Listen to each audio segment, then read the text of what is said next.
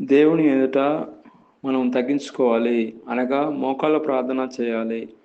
నిలువుగా మోకాళ్ళ ప్రార్థన చేయాలి. నువ్వెలా చేస్తున్నావు ప్రార్థన? దేవుడి సన్నిధిలో తగ్గించుకుంటున్నావా? దేవుడి సన్నిధిలో హెచ్చించుకుంటున్నావా? దేవుడి సన్నిధిలో తగ్గించుకుంటే దేవుడి స్తోత్రం. దేవుడి సన్నిధిలో హెచ్చించుకుంటున్నావా? తగ్గించుకోవాల్సిందిగా కోరుతున్నాను. కూర్చొని ప్రార్థన చేస్తున్నావా? పనుకొని ప్రార్థన చేస్తున్నావా?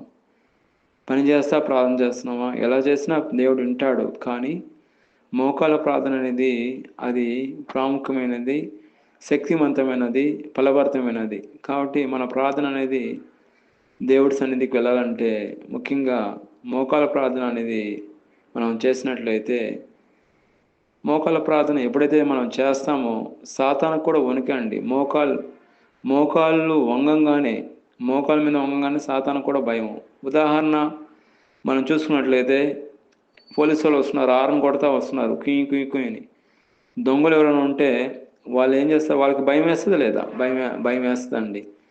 వాళ్ళు హారన్ కొట్టంగానే ఈ దొంగలకి భయం వేసి పారిపోయి ఎక్కడో దగ్గర దాముకుంటారండి. అదేవిధంగా మనము మోకాళ్ళ ప్రార్థన చేయంగానే సాతానికి వణుకు పుడుతుంది, భయం పుడుతుంది.